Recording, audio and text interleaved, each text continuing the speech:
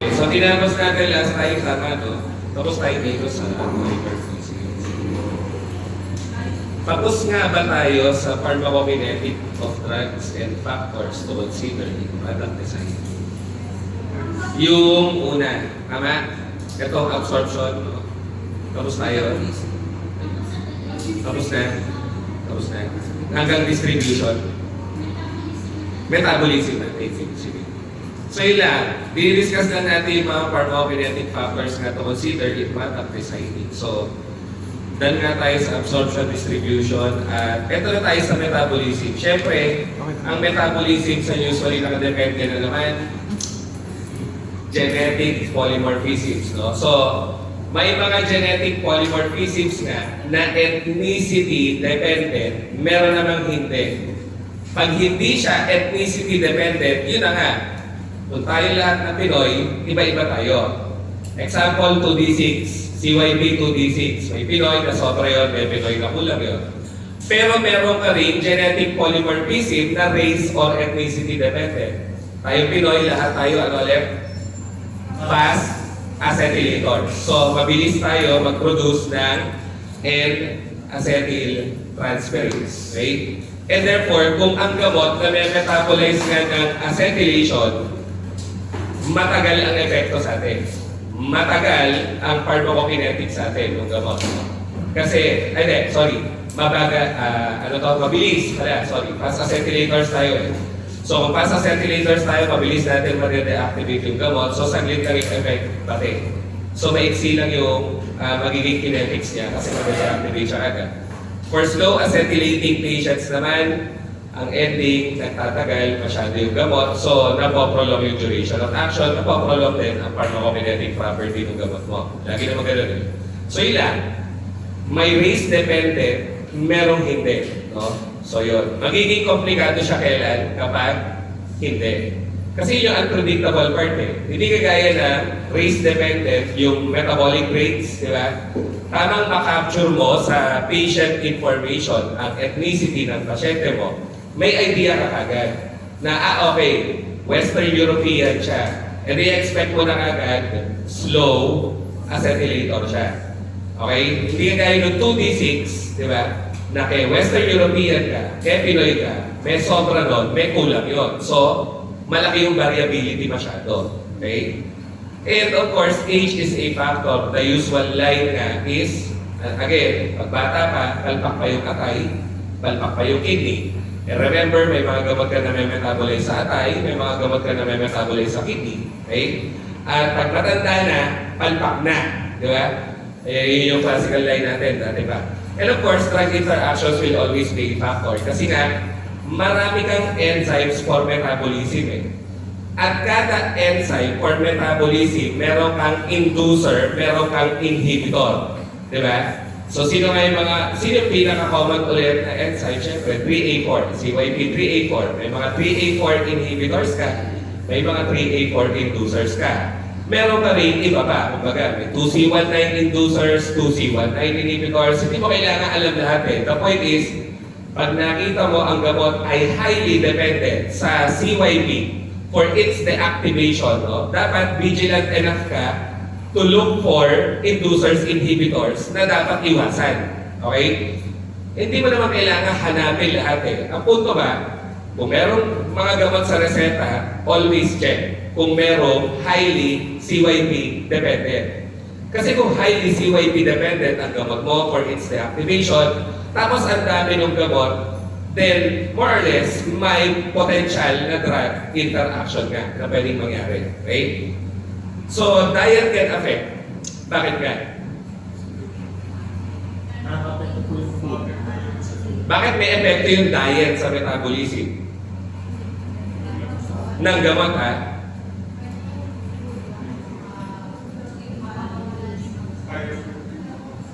Absorption, ngayon yan. Metabolism ang topic eh. Nakaka-apekto po yung food. Ha? Yung food po na pinakain natin, nakaka-apekto. Kapag po marami tayong pinakain, ibig sabihin po na yung gamot po natin, hindi po madaling makakapunta sa markets. Same context ko kanya, absorption yan. Metabolism eh. Di ba? Bakit may epekto yung food sa metabolism? O, ede, give an example na lang. Ang gamot nagagalaw ng metabolism. Alam niya, pag mahilig ka sa inihaw, di ba? Alam niyo agad. Di ba? Pag mahilig ka sa inihaw, ano nga? Sobra ka sa paborito rin ng Doc Mike, di ba? Benzopyrene. So pag sobra yung benzopyrene mo, ano yung benzopyrene? Inducer ng CYP. Activator ng metabolism nga. Ang ending, minamani mo nga lang yung gamot. Kasi na may metabolize mo agad. Okay? Ano ba? Pag mahilig ka sa mustasa, family cruciferate, mustard, broccoli, cauliflower, lahat yan inducer ng CYP 1A2. So pag ang gamot mo na may metabolize ng 1A2, tas mahilig ka sa gulay, na family cruciferate or Brassicaceae nga, kung tawagin sa Picot, tama ba? Di ba? Brassica nigra, black mustard. Brassica alba, white mustard. Tapos yung mga broccoli, cauliflower na, tsaka bok choy, kung nakakita kayo ng bok choy na gulay, yan. Family cruciferate yan eh. So, pwede mag-activate nga ng CYP 1A2. So, problema mo doon, kung yung gamot mo na may metabolize ng 1A2, babagsak yung active level ng gamot. Usually, sino nga yung gamot na name-metabolize ng 1A2? Na anticoagulant, na pinag-prevent ka, na stroke heart attack, uulitin natin, prevention lang, hindi treatment ang warfarin. Ano ang classification ng warfarin mo nga? Tapos na kayo dyan, di ba? Anong klaseng anticoagulant? Oral. Kasi yung heparin, parenteral. At si heparin, treatment. Okay? Pero may safe treatment si heparin for, yun nga, stroke heart attack. Kasi hindi na nakaka-dissolve ba siya? Nakaka-dissolve ba siya nung bara sa cerebral artery at bara sa coronary artery? Hindi. So, ba't ginagamit ng treatment ang heparin, Marge? Ikaw yung todo iling eh. Ikaw, tinanong ko. So, bakit treatment si heparin kung di naman pala siya nakaka-dissolve na blood ka? Ano? Kasi parenteral. Pero bakit nga? Bakit pag ang pasyente na stroke na heart attack, tulog agad, stat or immediately heparin? Pinaprevent ko kasi lumaki yung blood clot. Kasi pag lumaki yung blood clot, hindi na siya matidissolve na ano yung panglusaw ng bara sa stroke, sa heart attack, sa pulmonary embolism. Ano tawag sa grupo ng gamot? Parang lost sila. Ano, si Mika tulog pa. Mika, gising. Kapit kayo. Pero nag-iisip. Di ba? Ano? Si Mabel din. Ano Mabel? Ano na? Ha? Panglusa. Anti-platelet? Di ba apat yung gamot sa blood disorders? Anticoagulant, anti-platelet, fibrinolytic, at saka procoagulant. Solid gold. Yung panglusaw ng bara. May clue ka eh. Lytic nga yung dulo. Fibrinolytic. Ang common ay alteplase, reteplase, tenecteplase, puro sila teplase. Diba? Kasi activator sila ng plasminogen. Ano yung plasminogen? Yun yung panglusaw mo ng bara. O si plasminogen, nagiging plasmin para malusaw yung bara. Nakakatin ako magsulat. Mamaya na. Sige. So yun. Sige na.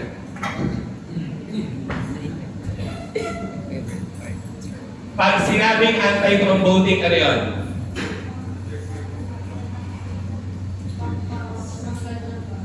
Ha? Antithrombo, sige. Sino ang papasok dyan? Dalawa. Anti-platelet, anticoagulant.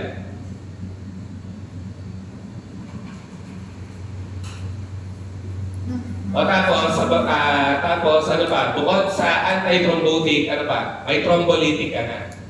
Thrombolytics, we call them literal clot busters. Panglusaw ng baril. Okay? So, pag anti-platelet ka, ano ginagalaw? Platelet aggregation process. Mismong proseso sa platelet. Pag anticoagulant, ano ginagalaw? Protein. Bakit protein? Ang ginagalaw ay coagulating or clotting factors na puro protein. Tama ba? Ilan ang clotting factors? 14. May mga common pa, di ba? Ano ang pangalan ng fibrin clotting factor 1? Sino? Si clotting factor 2, si thrombin. Di ba? Sino yung clotting factor na inorganic? Si calcium, factor 4.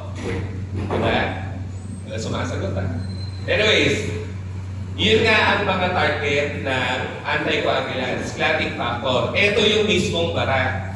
Okay? At tinatanong ko lang naman kanina, bakit si heparin nga parenteral treatment pero hindi siya talaga nakakalusaw ng bara, binibigay sa pasyente.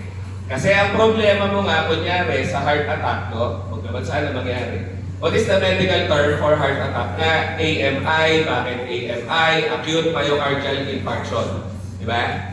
So kapag may bara nga, kailangan mong lusawin. Or else, mawawala ng oxygen yung cardiac muscle.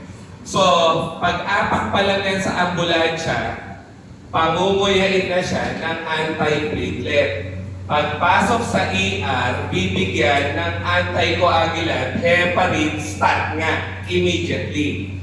Pag nasimulan na ang anticoagulant, saka na aaralin maigi ng lahat kung ano ang ibibigay na thrombolytic. Kasi iba-iba yan Okay? At syempre, ang ADR nito ay severe bleeding kasi. Kaya kailangan naka-tailor suit sa pasyente maiging-maigi ang clotbuster. Kasi nga, dahil lumulusaw ng bara, pwede silang mag-cause ng hemorrhage na malala. Okay? So ngayon, para yung blood clot, yung thrombus, ay hindi nga lumaki ng tuluyan, yun, nag-anticoagulant, nag-antiplatelet. Kasi pag lumaki siya masyado, hindi nakakayanin lusawin ng fibrinolytic. Ang malaki mo ngayong problema doon ay ano? Binigay mo yung fibrinolytic, hindi nalusaw yung bara, so hindi nagamot yung heart attack, nag-cause pa ng hemorrhage. Kaya dapat may heparin kagad. Okay? So heparin, nililiwanag ko lang, treatment siya, oo, ng heart attack, ng stroke, but it does not reverse. Okay? Stroke, heart attack. Ang pwedeng pang-reverse ng stroke, heart attack na ay thrombolytics, fibrinolytics. Okay? O yun. Paano minomonitor ang heparin treatment? Monitoring. Parte ng kinetics, parte ng clipart parehas. Diba? Monitoring is all about assuring safety, efficacy. So, paano nga ulit minomonitor ang heparin mo? Sorry, related din kasi dito mamaya yung isa pang gamot na may epekto yung diet.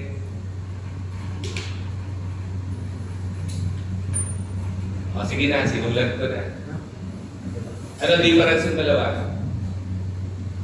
Tapos may ganun pa, di ba? May ganun pa Tama ba? Wala nag-agree totally kahit isa lang man na mag-yes. So hindi kayo familiar dito, ay wala kang battery, tsaka receiver, sorry. Hindi kayo familiar sa low molecular weight heparins? Enoxaparin, praxiparin, mga ganon. May X. Bakit may X? Kasi target, factor X, factor 10. Factor 10. Ano pangalan ulit ng clotting factor 4? Calcium. Ano yung 5? Accelerate. Kung narinig na, sana kung hindi, hayaan na. Factor 8, anti-hemophilic factor. Yun yung mga common na target Factor 9, si Christmas factor. Si factor 10, ay si Stewart-Prower factor. Lahat nasa katsung Anyways, enoxaparin, praxiparin, mga low molecular weight heparins nga yan. Okay? So, sinabi ko siya dito kay warfarin kasi maiiba talaga si heparin in the sense na parenteral treatment siya. Kadalasan kasi, low molecular weight heparin, sub-Q. Sub-Q, preventive. Prophylactic. Warfarin, oral prophylactic, pang-prevent nga ng stroke, heart attack, or generally, thromboembolism. Ngayon, ano ang monitoring nga ng heparin, ano monitoring ng warfarin, at ano antidotes? Kasi pwede nga sila mag-cause ng bleeding, di ba? Pwede sila mag-cause ng bleeding. Si heparin nga, ang mechanism of action ay mag-activate nga ng anti-thrombin. Mag-activate ng anti-thrombin. Anti-thrombin 3 na ang trabaho mag-decrease ng factor 9, factor 10, factor 2.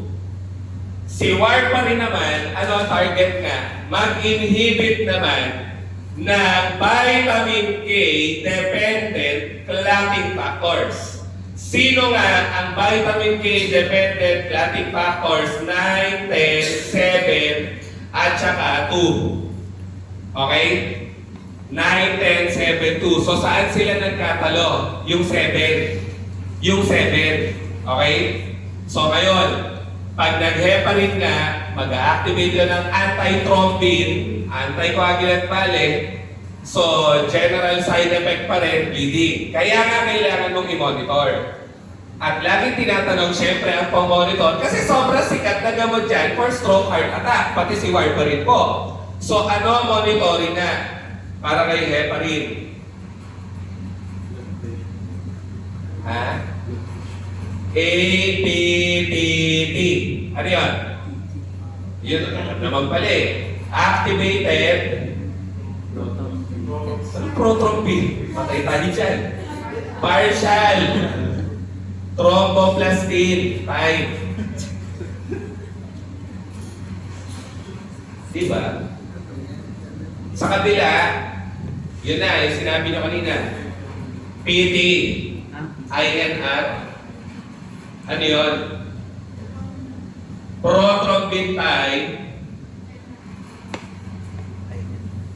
sinusukat muna, tapos i-ratio sa standard. Kaya tawag International Normalized Ratio. PTINR. Okay? So, saan dominantly nag-work si factor 7 na clotting factor? Okay. Ano nga ba ginagawa yun? Ganun ba yun? Ay. Kasi na lang. Ano ginagawa yun? Basta wala. Anyway, siya ako lang. Sige. Ano? Di ba ang clotting cascade na tinatawag, merong intrinsic, extrinsic pathway? Ano yung extrinsic versus intrinsic? Pag extrinsic, yan yung nasugatan ka. Extrinsic. Nasugatan ka, nag-clot. Galing sa labas eh. Yung stimulus. Pag intrinsic, sa loob. Sa loob. Sadyang, nag-stasis, yung dugo. Tumigil. Yun nga, yung legs na hindi mo ginagalaw. Stasis yun, di ba?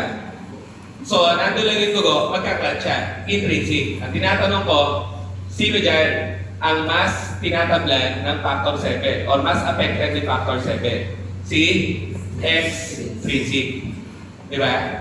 Kaya nga, si warfarin, ano target? Extrinsic pathway. Kasi ginagalaw na yun. Si heparin naman, ano target? Intrinsic. And that summarizes the must know information about the two. Si heparin, ang pang-monitor po, ABTT. Ang tinatarget, intrinsic pathway. Ang antidote, protamine, sulfate. Diba? Yung kabila, ano nga? Warfarin yun. Ano ang pang-monitor? PT, INR. Ano target? Extrinsic pathway. Diba? So, hindi mo nga siya malilimutan. Yun nga lang, ano ang antidote for warfarin nga? Ihiga mo lang, kundi mo ma-visualize. Vitamin K. Vitamin K. Which brings us to the topic. Diet nga na mayaman sa green leafy vegetables. Di ba? May vitamin K. And therefore can antagonize the effect of your warfarin. Pero sa pharmacodynamic level. Di ba? Pharmacodynamic MOA.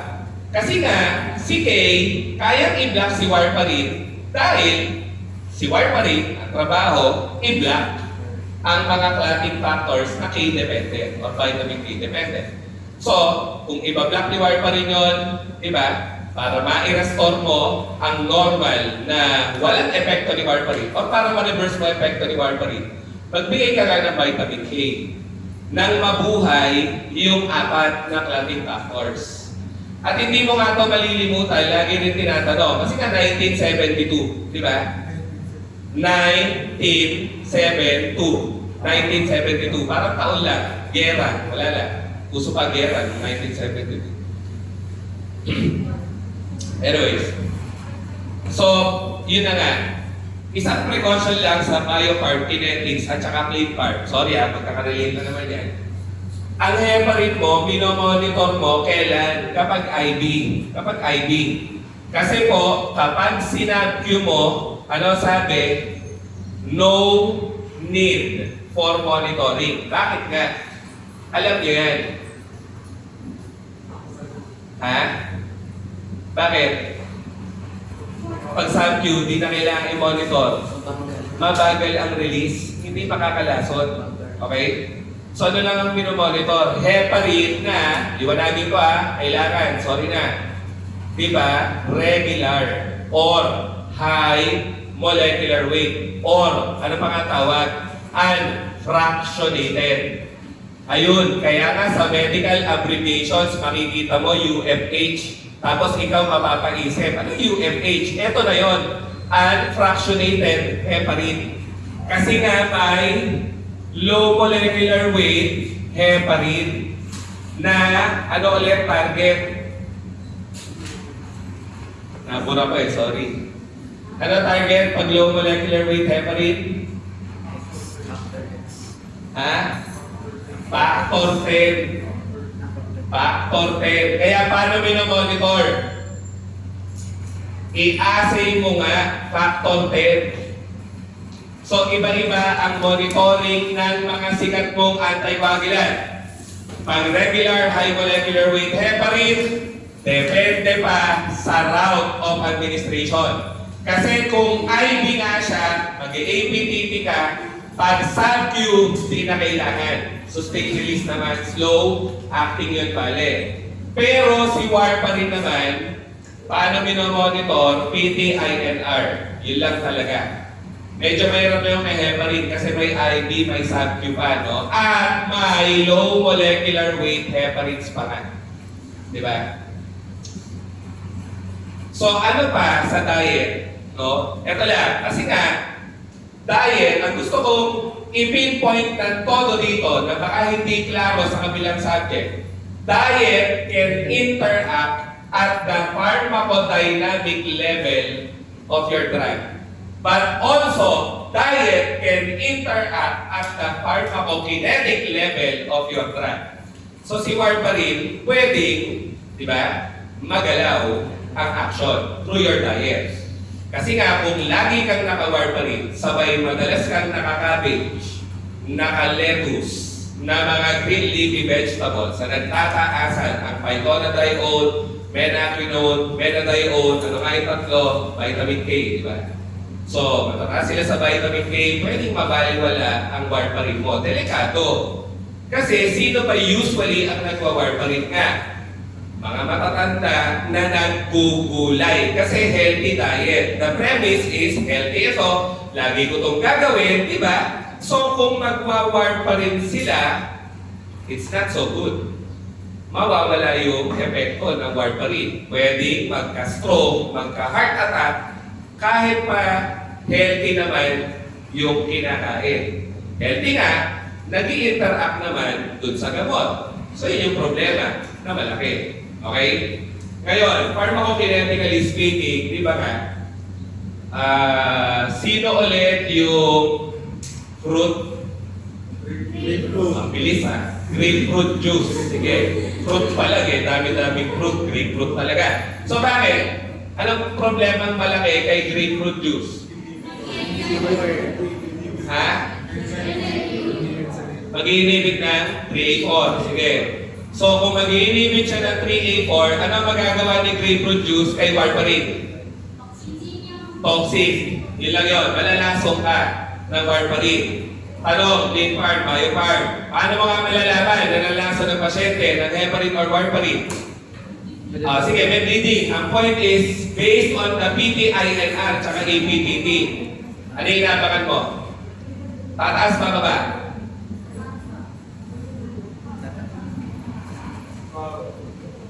Isipin nyo lang, PT-INR, APTT, parang bleeding time. Ulitin ko, parang bleeding time. So sana na-imagine nyo na, kung bleeding time din siya, ano ibig sabihin? Pag humaba, nagdudugo ang pasyente. Okay? Pag mataas bleeding time, ibig sabihin matagal mag-clot yung dugo. So nalalaso na yan. Kaya pag tumaas ang PT-INR, tumaas ang APTT, dapat mong ibaba yung dose o kaya naman itigil yung anticoagulant. Or else bleeding. Di ba? And bleeding can be fatal, syempre. Natural. Di ba? Ayun. Okay pa kayo? Mga nagbabayo kayo? Ha? Di pa tostado yung utak nyo, ha? Toxic hapon, di ba? Toxic na naman kayo, aga-aga. Okay. Kakatos pa ng utak yan. Sige mo. Nag-lab ka, basta yung class mo, bio kayo. Kinabukasan ng umaga, bio part. Di ba? Kakatuyo ng brain cells yan.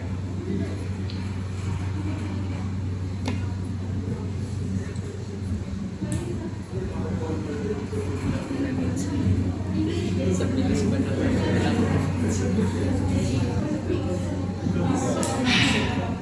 titigil na ako dyan. Screenshot ka na lang.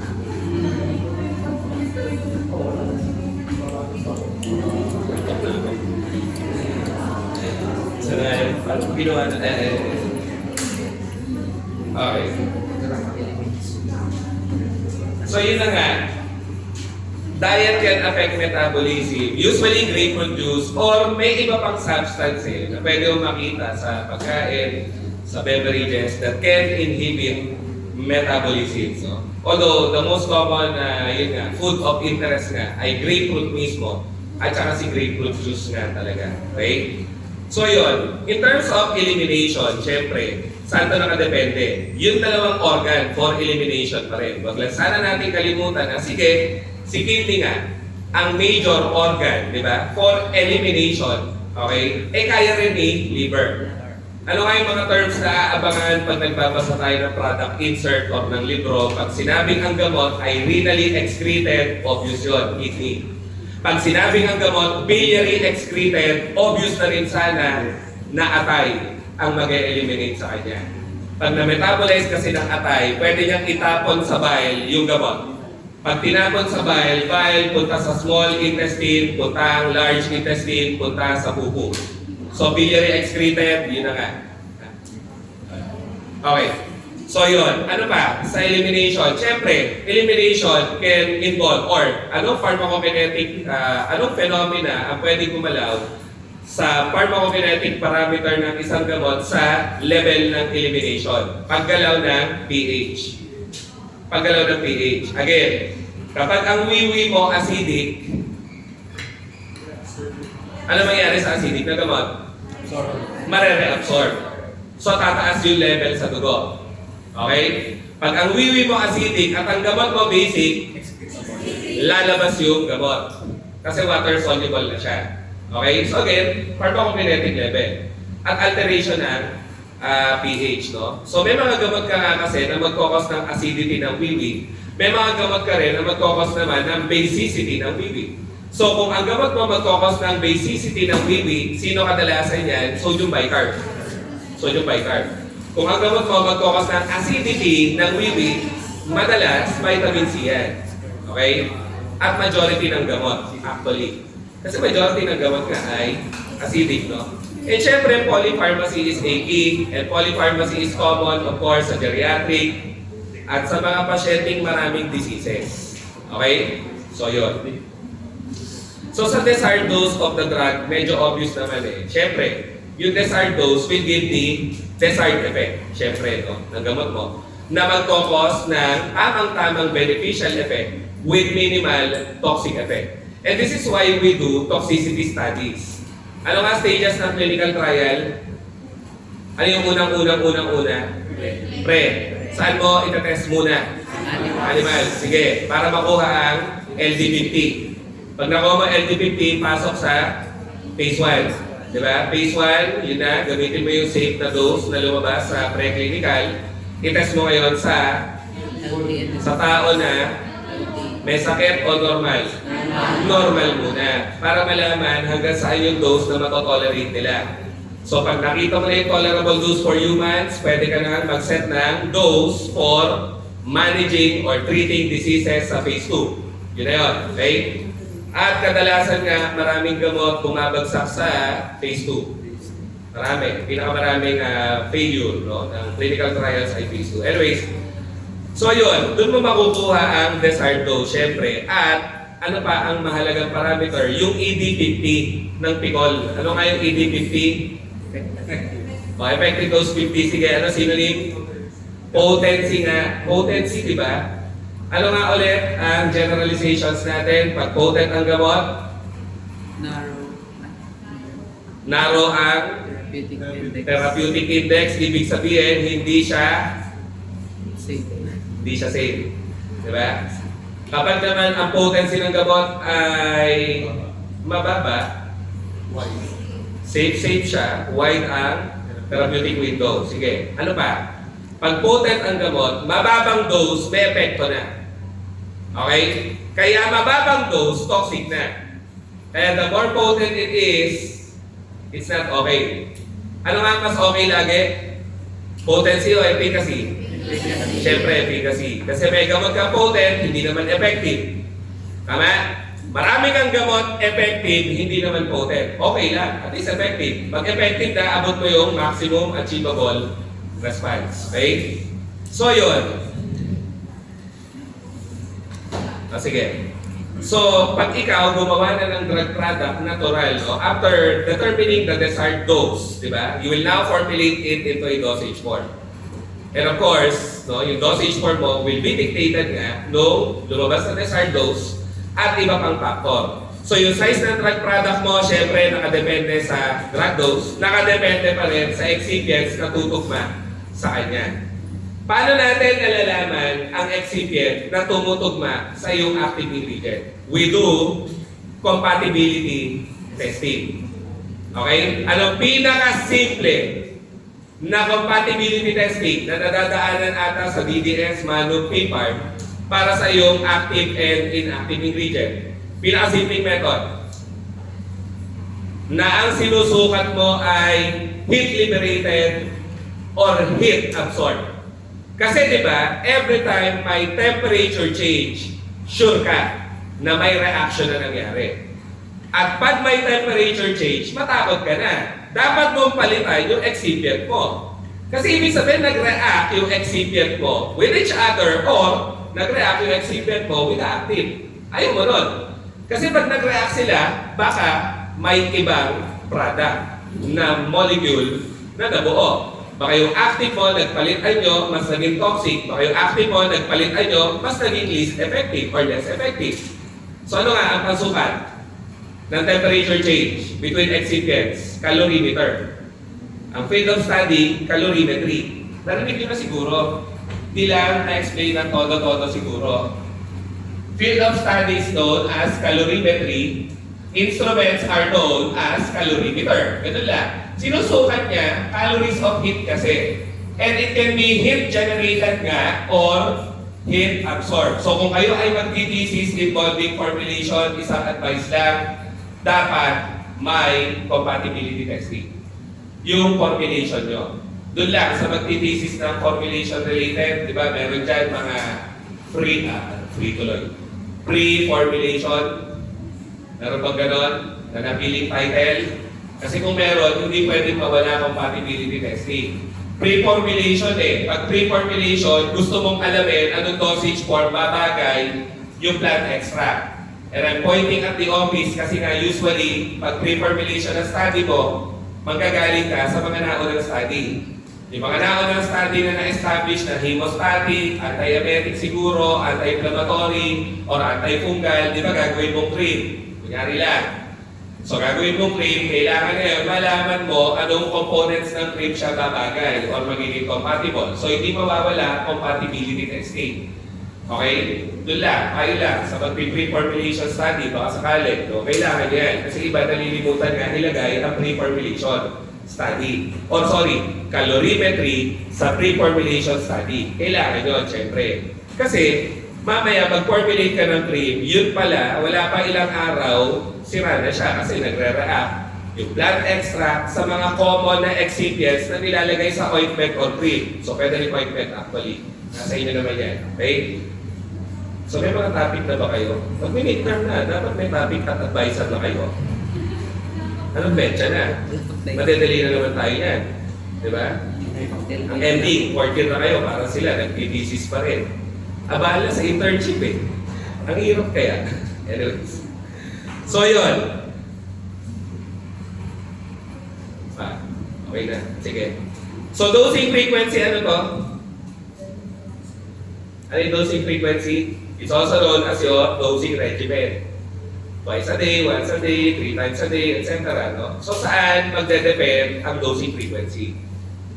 Siyempre, na naman, sa pharmacokinetic property ng gamot mo, at siyempre sa kanyang intrinsic activity toxicity. Tama ba? Kasi kung masyadong toxic ang gamot, you would want, di ba, a fewer dosing frequency. Okay? Kung hindi masyadong toxic yung gamot, you would want a more frequent dosing frequency. Mas madalas mo siyang inumin. Okay? So yun. At paano nga tayo nagka-come up with a common dosing frequency daw? Meron kang empiric... Uy, nasa tenga mo. Bulaklak ba yun? Sino naglagay siya? Dapat kabila rin para pa... Ano daw? Anong paso? Paso? Aswasa ko pa. Hintay lobong salita. Sana kanina pa kayo pumunta sa unahan. Okay. So pag empirical nga, may quantity ka ng dose ng gamot, no? Binabangga ko lang sa nagiging response. Literally. Yan nga yung mga pharmacodynamic curves, kung tutusin. Okay? Diba sa pharmacodynamic curve, di ko nasusulat, dose versus response. So habang tumataas yung dose, tumataas yung response. Tapos may naaabot kang ano nga yung maximum achievable effect?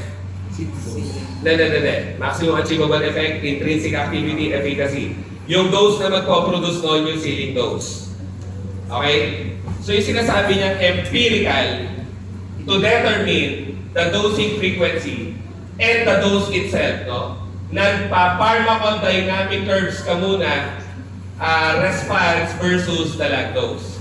Sabi natin, nung Picol 1, meron kang dose response curve nga for the beneficial effect. Meron kang dose response curve for the toxic effect. Sa isang gamot lang yan. Okay? Kasi yung iba, naiisip, dalawang gamot yata yun. Hindi. Isang gamot lang yan na ito yung lower dose na nag-produce ng beneficial effect, ito yung higher dose na nag-produce ng toxic effect. Okay? So, syempre yun ang unang step, aalamin mo muna yung quantity or dose na magpo-produce ng beneficial at dose na magpo-produce ng toxic effect. Saka mo siya i-adjust according sa pharmacokinetic measurement. Paano wala ka sa lamin? Naiwan mo. Ano sira? Ganun lang siya. Ako'y nahihirapan. Hindi ko alam kung hiningiwian niya ako. Nakakasiman ka ba sa akin?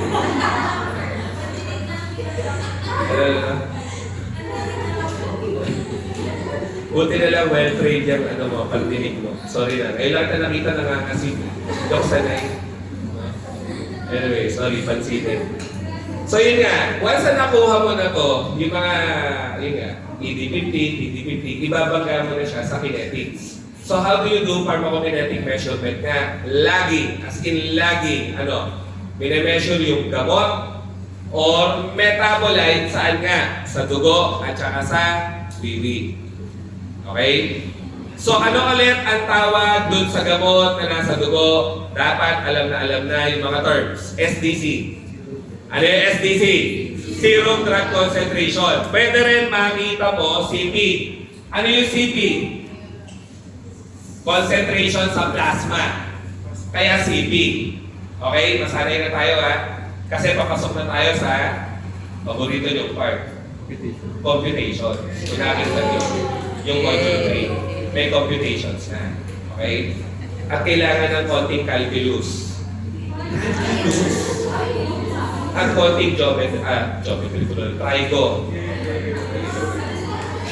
Dapat nga ako pa magpaturo sa inyo ng calculus eh. Wala kaming calculus ng tanong natin. Nagka-calculus kayo rin. Ikaw na. Hindi. Okay. So yun.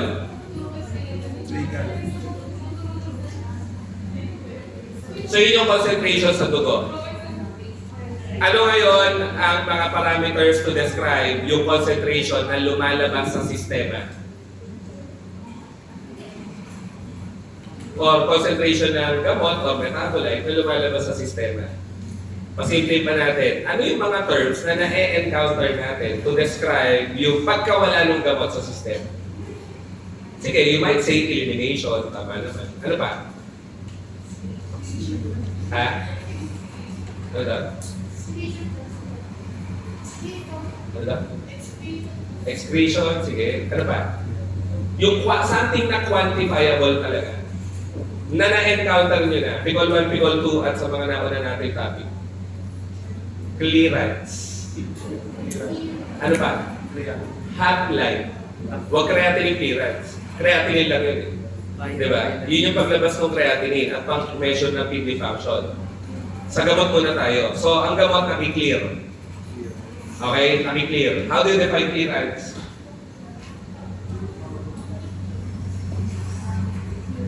Ano to? Ha? Clearance is the volume of blood removed of the drug per unit of time.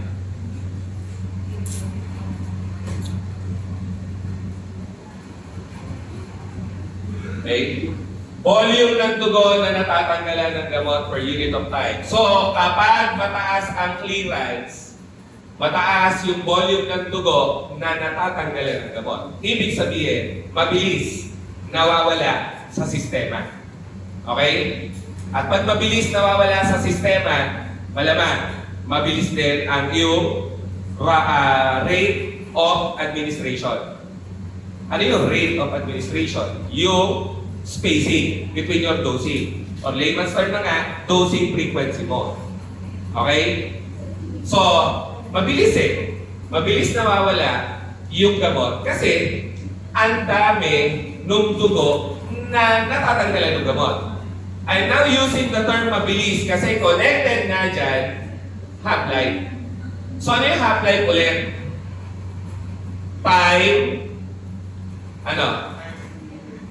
Time required to reduce the SDC or the serum drug concentration by 50%. Ulitin ko, oras na kinailangan para mangalahati yung gamot sa dugo.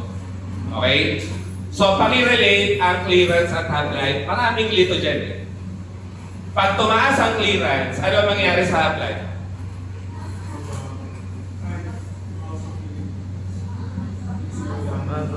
Dami na pakulot yun doon. Pag tumaas ang half-life, ano mangyari sa clearance? Ha? Isipin nyo ha. Tumaas clearance, tataas ang half-life. Basahin nyo ulit kung mag-make sense. Ano ang tinutukoy ng half-life? Oras. Oras na kailangan para mangalahati yung gamot sa sistema. So kung tataas yan, para mong sinabi, tumagal yung gamot. tumagal sa sistema. Tagalog na. Kasi nga usually hindi rin maintindihan to talaga ng mga doktor, ng mga pharmacist. Sorry na. So pag half-life, oras kasi yan. Kaya pag sinabing tumaas ang clearance na shorten ang half-life, umiksi yung oras na kailangan para magtagal siya sa dugo or umiksi yung oras na kailangan para mangalahati siya. Di ba? Kaya inversely related sila. Okay? Inversely related sila. Ngayon, paki-connect naman sa dosing frequency. Sorry na, yun ang essence ng slide na yan eh. Kung mataas ang clearance, ang half-life mo maigsi, ano ang mangyayari sa dosing frequency? Tataas o bababa? Basahin maigi yung mga root terms kasi, no? Pag sinabing frequency, yung dalas nga. So pag sinabing tumaas yan, dadalas. Pag sinabing bumaba yan, bihira mong iinumin. Ganun lang. Tagalogin mo lang. Kaya maraming dali sa board sa BioPharm. Hindi lang natatranslate sa understandable terms eh. Pag clearance, yun na nga, mataas, half-life mo, iigsi, ang dosing frequency mo, dadalas, tataas. Dadalasan mo pag inom, di ba? Kasi nawawala siya agad sa sistema eh. And the opposite is true. Kung mababa ang clearance ng gamot, ano epekto? Sa half-life muna. Diba? Hindi siya lumalabas. Pwede mo nga isipin na ganun lang eh, diba? Clearance. Clear. Hindi siya naki-clear. Hindi siya lumalabas. Ibig sabihin, tumatagal sa sistema. Kung tumatagal sa sistema, okay, ang dosing frequency ko, kailangan kong gawing bihira ang pag-inom or mababa ang frequency. Okay? Ganun lang ang pag-aaral ng BioPharm. Trend ka. Ang mahirap lang dyan, Matt. Mahirap yung math part niya. Sinasabi ko na itong maaga. Okay? Kaya kung medyo hindi ka pinalad ng prelim, mahihirapan ka talaga bumawi midterm final. Sinasabi ko na itong maaga. Okay? Kasi madali yung prelim, sobre. Yung midterm finals ang malala. Okay? Yes. Alin? Hi. Sorry. Oo nga. Frequency nga naman yung dulo. Sorry umulit. Sige. Sorry na, may isa pa ako nakalimutan. Pagtabihin ko na. Si clearance, kung mataas, okay, mababa half-life, okay, mataas ang frequency. Ang nalimutan kong i-connect, yung mas mahalaga na duration of action. Mas mahalaga kasi mas relatable sa ating lahat, yung duration of action. So, ano nga ang tinutukoy nito? Long or short duration of action? Ha? Pag mababa ang clearance, hindi siya masyadong lumalabas. Kaya yan ang mga gamot na may long latency. Ayan na naman ang term. Latency means duration of action. So kapag mataas or long ang latency, mababa nga ang clearance, dinalabas sa sistema. Ito connected, madali eh. Huwag malilito. Connected, no? Kung latency ay duration of action, malamang ang half-life mataas. Kasi di ba, paulit-ulit, ano ba yung half-life? Yung oras na kinailangan para mangalahati. Okay, so kung long-acting siya, yung oras na kinailangan para mangalahati, tatagal din. Diba? So connected yun doon para di ka rin malito. So ito namang maiksi ang half-life. Siyempre, short latency, short duration of action. Ganun lang. Ay, nako. Natawa ng pharma. Anyways. Actually, sarili ko na yung tinatanong kung hindi kayo. Okay. Moving on tayo sa factors affecting dosing frequency. Yung una madali, obvious na yan, intrinsic activity, intrinsic toxicity. So pag ang gamot masyadong toxic, dapat ang dosing frequency, again, bihira. Or mababa. Okay? Hindi mo siya dadalasan. Ganun lang. And then syempre, pharmacokinetic ng gamot mo. Natural na yan. Kung ang kanyang absorption, distribution ay mabagal, okay? Ang ending, ang dosing frequency mo dapat, ulit. Kung absorption, yan na naman tayo, trends na naman. Absorption, distribution, mabagal. Ang dosing frequency mo dapat ay madalas o bihira? Bihira. Bihira. Kasi kung dadalasan mo, may ipon yung gamot sa absorption site. Mabagal ma-absorb eh. Pag ang gamot mo ay mabagal ang metabolism at elimination, ang dosing frequency mo, bihira pa rin.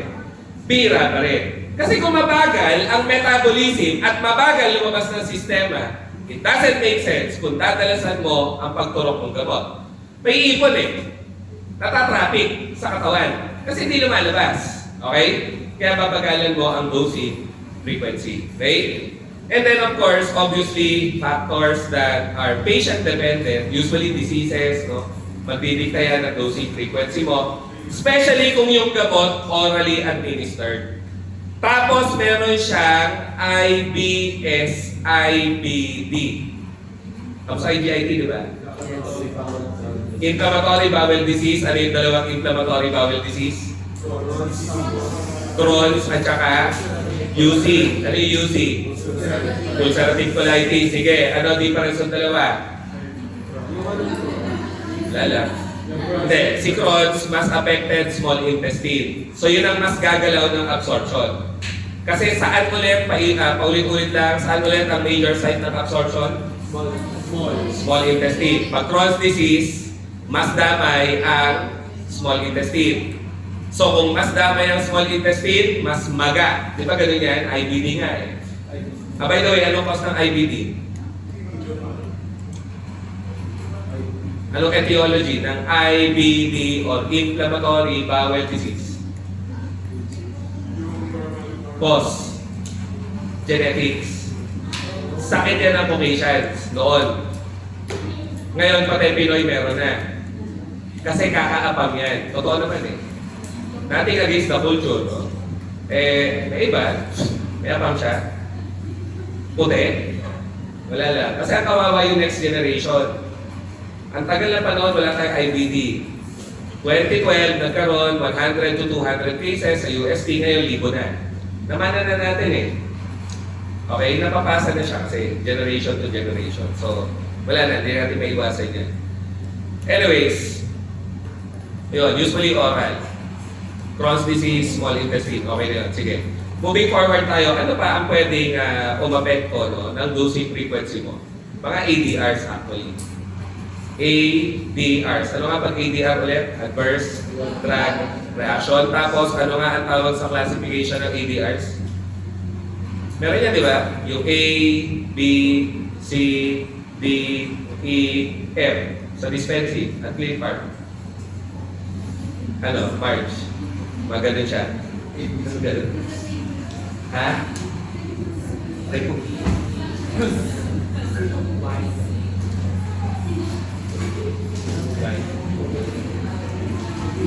Ano yung classification ng ADRs?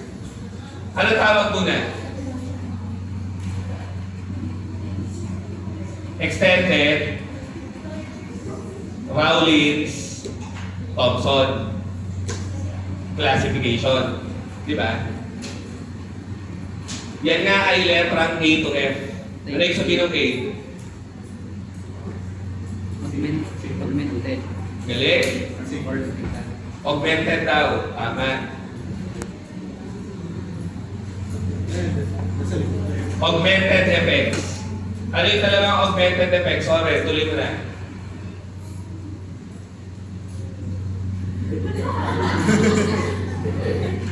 Pinuri ko kasi, bumagal tuloy mag-search. Joke lang. Extension effects, side effects. Ano difference? Pag extension, yun yung expected effects mo talaga na extend lang. Kunyari, ikaw ay nag-value. Diazepam. Nung gabi, Pagkagising mo hanggang tanghali, bangag ka, may hangover effect, extension effect yun. Tama? Kasi yung sedative hypnotic effect niya nag-carry over sa kinabukasan, na-extend. Okay? Ano yung side effects? Ha? Kunyari, nag-diphenhydramine ka for allergy. Ikaw ay inantok. Yon ay side effect niya. Okay? So ano yung side effect? Literal, epekto alongside ng therapeutic effect. Sige, mawawala allergy mo. May pharmacological explanation yon kasi nga H1 receptor antagonist siya. Yung sedation niya, ganun din, may pharmacological explanation din. Okay? So yung side effect mo ay unwanted effect na kasabay na nangyayari ng therapeutic effect na may pharmacological basis. Don't get me wrong, para silang may pharmacological basis. Yun nga lang, yung extension effect ay extension ng therapeutic benefit. Yung side effect ay ibang epekto compared sa therapeutic benefit, di ba? So ano ba yung nandiyan sa slide natin, Biofarm? Makikita mo dyan, idiosyncratic. Binanggit ko lang kasi yan, kaya tuloy nung quiz, parang isa lang yung nakakuha. Ano nga pag idiosyncratic? Bizarre. Bizarre or strange drug interactions nga kasi ang common example ay idiosyncrasy or idiosyncratic reactions. Ano nga ulit pag may idio? It makes healthcare practitioners look idiots nga kasi walang explanation. So mga ADR yan na hindi klaro ang pinanggalingan. Okay? Ano ba? Ang bizarre or strange na ADR na hindi mo rin nga mapapaliwanag, wag allergy, the general term should be immunologic reactions. Other nga nun nga lang ang allergic reactions. Ano pa? Autoimmunity. Sino grupo ng mga gamot sikat ang allergy? Antibiotic. Sino mga gamot yung common ang cause ng allergy? Beta blockers. Antibiotics, very, very good. Ano pa? Kasi ang antibiotic galing sa mikrobyo eh. So hindi normal sa katawan ng tao. Kaya talaga pwede mag-cause ng allergy. Sino pa? Ha? Ito ba yan? Naka-face mask kasi hindi makita. Bukay yung bibig. Ano? Ano tayo? Kaya pa? Asim na siya eh. Ano? Ano pa? Kanya? May sinabi ka? Ulit na. Ay, ito ba yun? Nakasag mo. Tricyclic, tricyclics, di ba? Antibiotics, not necessarily tricyclic antidepressant. Lahat sila. Galing. Ano pa? Paborito yung OTC. Pag masakit ngipin. Pagingin marami. NSAIDs. Usong-uso allergy sa NSAIDs actually. Di ba? Hindi man sa Pinoy, pero worldwide, may mga pasyenteng allergy ka sa aspirin, ibuprofen, mefenamic acid, di ba? O, ano ang pinakasikat na autoimmune drug-induced disorder? Alam niyo yan. Nakokos siya ng hydralazine, nakokos siya ng isoniazid, nakokos siya ng procainamide at sulfonamide. Alam ba namin yun? Oo, diniscuss natin, ORCMED, mga gamot na na-acetylate nga. Ano yung autoimmunity na nakakos nila? Systemic lupus erythematosus. Tama? Lupus erythematosus. Autoimmune disorder na yung immune cells mo inaatake ang sarili mong internal organs. Okay? Systemic lupus erythematosus. O yan na. Ang paborito sa boards, ang paborito ni Doc Mike, Type C. Ano yung Type C? Tsaka Type D. Let's sumagot continuance of use. Mga ADR na lumalabas dahil sa patuloy kong pag-inom ng gamot. Ano yung type D? Delayed. Delayed. Kasi lumabas sila long after tumigil ka pag-inom ng gamot. So ano yung mga C? Nandyan sa notes. Yung iba, kaya natin dinidiscuss. Kasi kailangan klaro ang difference ng tolerance, dependence. Iba pa nga ang drug habituation. Iba pa nga ang drug addiction. Lahat yan ay type C ADRs. Yung isa, kilalang-kilala nyo eh. Tama ba? Kilalang-kilala nyo malamang ang withdrawal syndrome. So, unahin na siguro natin to. Ano nga ang withdrawal syndrome? Diba, lagi ko rin sinasabi noon pa, ang substance of abuse kay alcohol, yosi, marijuana, shabu, ecstasy, hindi mo yan pwedeng ipapatigil kagad. Kasi, withdrawal syndromes can be very serious. To the point na may extreme agitation, confusion, nagpapakamatay ang pasyente. So, these are unwanted what? Events na ano nga? That occur after abrupt cessation. Ano ibig sabihin ng abrupt cessation? Bigla ang pagtigil, okay, of drug intake after anong araw, chronic use. So yun yung bigla ang pagtigil nga. Madali yun. Ano difference ng apat?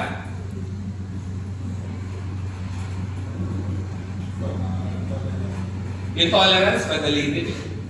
Nakakailang muli tayo yun. Pag nato, ayan, sa kape, di ba, uso-uso, cafe tolerance. O, same dose of the same drug, decreasing yung response. Tolerance yun. Diba? So, reduce responsiveness. Okay? From the same dose, hindi ko na yata dapat tinugtong muna kasi, same dose of the same drug. Kaya ending to achieve an effect of the same drug.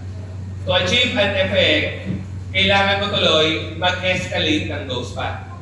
Kung dati kaya ka ng isang tasang kape, baka pag mabilis ang tolerance mo, di ba, ilang araw lang or 1 week after, 1 month after, ang kailangan mo na 3, 4, etc. May ganun eh, no? Ako, nakakapito kada araw. Ayun, kaya nabutasan ng pito pa. Anyways, ano nga ang tawag sa tolerance pag mabilis mag-occur? Laging tinatanong, common drug example nga ay arteriolar vasodilator na ginagamit sa hypertensive emergency. Uso-uso sa kanya ang tolerance sa mabilis. Sino to? Na-acetylate din. Si hydralazine, usong-uso ang tachyphylaxis. Tachyphylaxis is tolerance that develops rapidly nga. Parang nasabi ko nung module 1 to. Hindi ako nagkakamali. So yun, tolerance yun. Ano naman ang drug dependence? Ano yung drug dependence? It's actually physiological or psychological, okay, adaptation. Physiological, mali eh. Physiological and parehas. Psychological adaptation resulting from chronic drug use. Ano ang ibig sabihin ko? Hindi na, pag adaptation na, hindi na nakaka-function yung pasyente nang wala ang droga. Okay? Hindi na siya nakaka-function normally. Okay? Hindi nila nagagawa ang kanyang normal physical and mental tasks without the drug. So, yun yung dependence. Okay? Wala, hindi na siya normal pag nawala yung droga. Yun talaga. So what makes drug habituation different?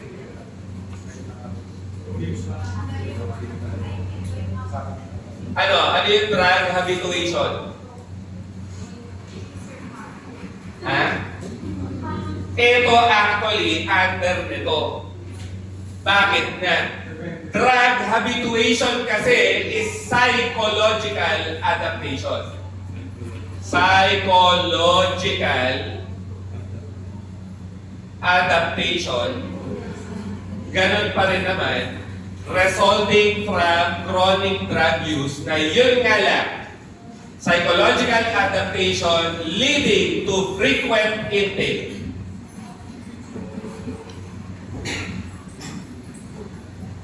To achieve euphoria.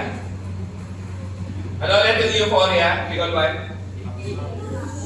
Happiness. Happiness na ba yun? Ano? Satisfaction. Highest mood point. So, hindi na siya sumasaya, hindi na siya nakakaramdam ng pleasant state or sense of well-being nang wala yung droga. Kaya psychological adaptation lang siya.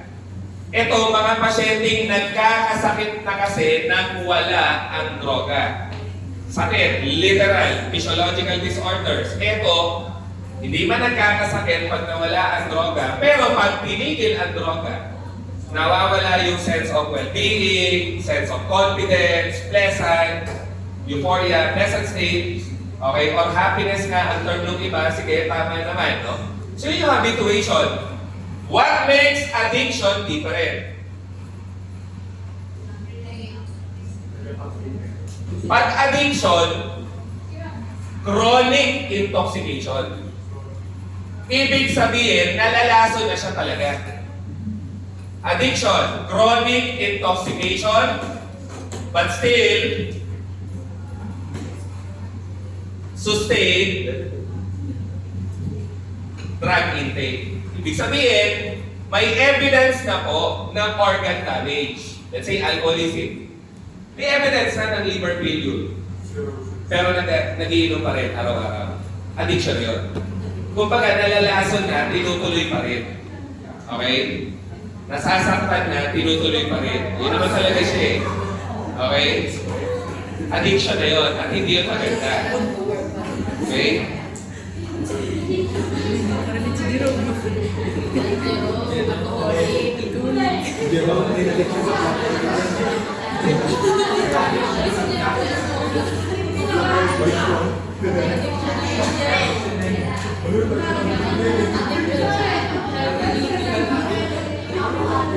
So ano ulit sila? Continuation or continuance of use. Ano yung type D? Okay. Ano nga yung dalawang delay? Anong pregnant? AD na tayo. Walang yan. Alam ko yung konteksto eh. Ano pag na-delay buntis? Wisek.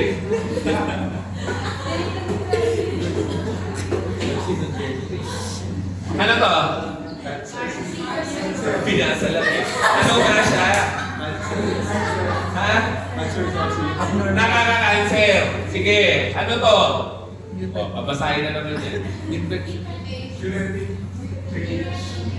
Nagkakos ng mutations not necessarily leading to cancer. O yan. Paborito ni Doc Mike, syempre. Kasi ano nga teratogenicity? Oo. ADRs na may effect sa unborn fetus. Laging tinatanong yung descriptor. Sige nga. Haba yan, di ba? Bakit? Bakit? Bakit? Memorize nila. Ha? Sige, memorize pa Lego. Safe for women, kasi safe yung data. Okay. Di yung pinaka-common sa... Ano? Di yung pinaka-common sa... Common drugs daw po classify sa B, safe for companies. Kasi yung A daw is for women daw. Tapos yung B, for pregnant, B. Pregnant or magiging pregnant. Reproductive age. Oh. Hindi, ang hinahanap ko, ano yung qualifications nila para pumasok sa ABCDX. Kasi yun yung tinatanong eh. Oo, kailangan ka O sige, puro kayo ganun, no? Randomized, control trial. Tama naman eh. Sige. Saan ginagawa to? Para malaman to? Siyempre, animals at saka humans. Okay. So pag category A, ano sabi nung mahabang description? Randomized controlled trials fail to show a risk sa animals at humans. Mahaba. Pwede mo naman gawing negative. Tama? Hindi nag-show ng risk sa hayop, hindi nag-show ng risk sa tao. Safe. Safe sa buntis. At sa babae gusto mabuntis, natural. Matis. Ano yung category B? Yan yung nakakalito, yung dalawa. Tama? Dalawa kasi description nung B, dalawa rin description nung C. O yun, kaya lagi tinatanong sa boards kasi nakakalito pakinggan. Ano yung sa B? Adequate studies have been conducted in animals nga daw, but it failed to show a risk. Kaso, there are no adequate studies daw. Teka, mali ito. Sorry. Dapat pala positive. Nag-show ng risk sa animals. Okay? Tapos, adequate studies sa humans, nag-negative. So, pag inisip ko maigi, okay, safe sa tao. Kahit may risk sa hayop, safe sa tao. Okay? Yun lang. Ano yung alternate description, yung mas nakakalito? Kasi yun yung mas madaling idugtong sa C. Yun na nga.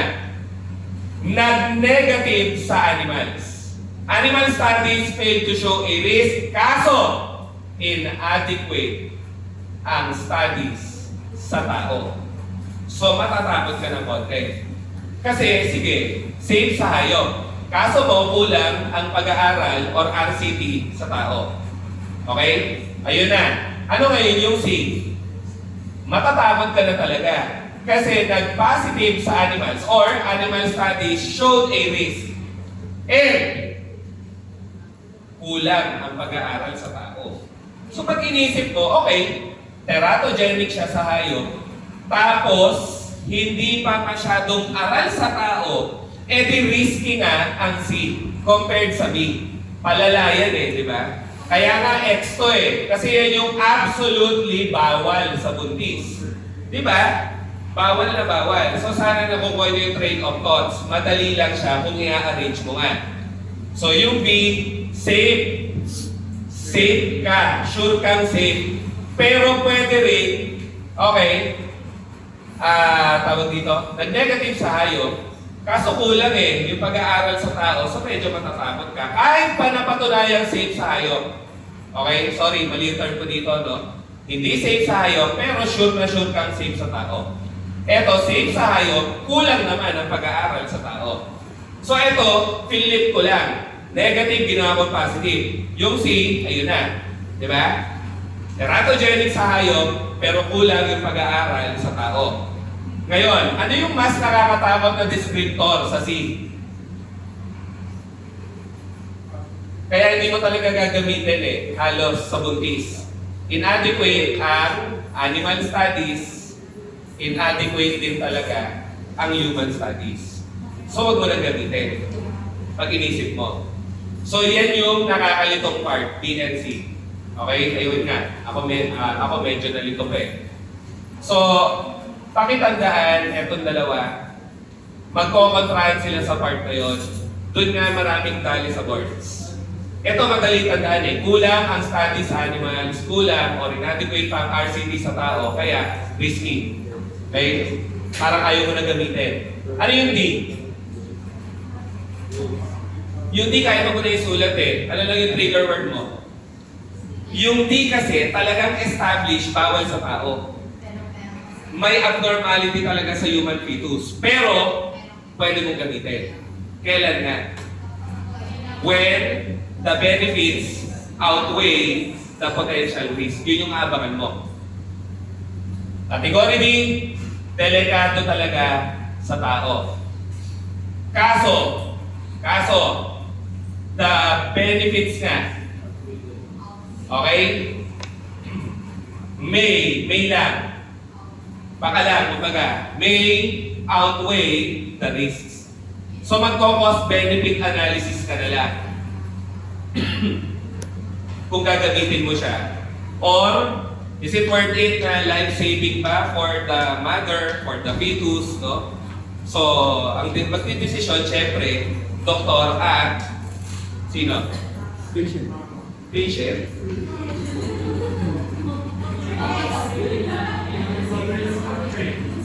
Ha? Kung makapiliin ko kayo, anong category mo na lang pinaka-safe? A. Pinaka-safe? A, syempre. A naman talaga safe. Dahil may adequate studies. Ano ba? Kasi ang akin, actually dalawa sila. Kasi para silang negative adequate studies sa humans eh. Eh nga lang, ito kasi, negative din sa animal studies. So, depende rin sa nature ng gamot. Depende rin. Kasi kung anti-thyroid yan, kunyari. Tapos PTU. Si PTU category B. Ay, pangit na yung category B. Mas okay pa yung ibang category. Depende sa gamot. Depende sa gamot. Hindi mo siya pwedeng i-generalize eh. Okay? Yun lang.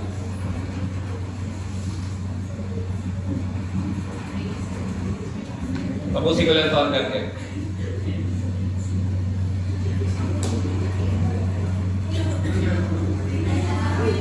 Dalawa na lang eh. Ano yung E? Ano yung E? Ending of use. Medyo confusing pakinggan. Kasi parang ano rin to, withdrawal effects. Yung bigla mong tinigil. Kaso mo, maliwanag ang sinabi ng Rowling-Thompson classification nga na ang type A ADRs ay mga rebound reactions.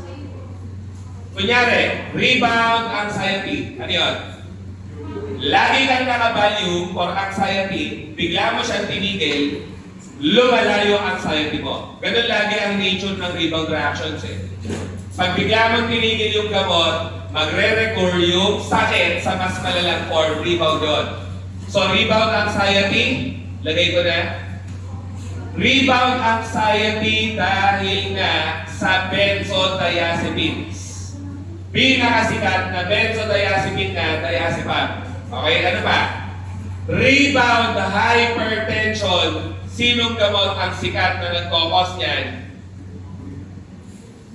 Catapres. Diba? Clonidine. Rebound hypertension. And lastly, bilang Pinoy, dapat alam na ang type F ay galing sa mga Filipino doctors and pharmacists. Failure of efficacy ay ngayon naka-classify na as ADR. So ano nga ang mga ADRs na type F?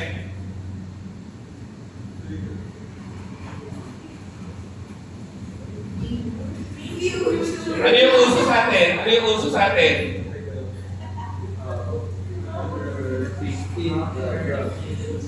Paggamit ng peking gamot. Ano pa? Ha? Tama. Antimicrobial resistance. Ano pa?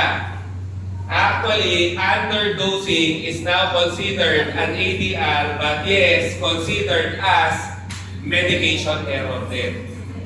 Okay? Ulit, medication error din siya. Hindi lang siya ADR. At opo, mga drug interactions leading to therapeutic failure ay now considered type F, ADR din. Pero, drug interaction pa rin. Okay? Pero, medication error pa rin. So, medyo malawak yung type F, kumbaga. Hindi sila strictly dito lang papasok. Nakasama sila sa ibang practice-related concepts, kumbaga. Okay? So, yun, no? Inulang sa dose, syempre, hindi mag-work yung gamot. Pag yung drug interaction mo nag-cause ng enzyme induction perhaps or PGP induction, pwede magkakos ng therapeutic failure yun. By the way, anong common types ng medication error? Sorry na, nandiyan eh. May commission, may omission. Omission. Ano yung commission? Omission. Uy, dapat alam ha. Tama ba mga spelling ko? Pakicorrect. Bobo po ako sa English. Omission nga ba? Pag spellingin mo na nga lang ako ng gamot, hindi pa ako mamamali. Pero English, malilimutan ko pa. Tama ba? Hindi double M? Kaya man. Okay, omission. Sige. So ano? Wala lang, natawa ko.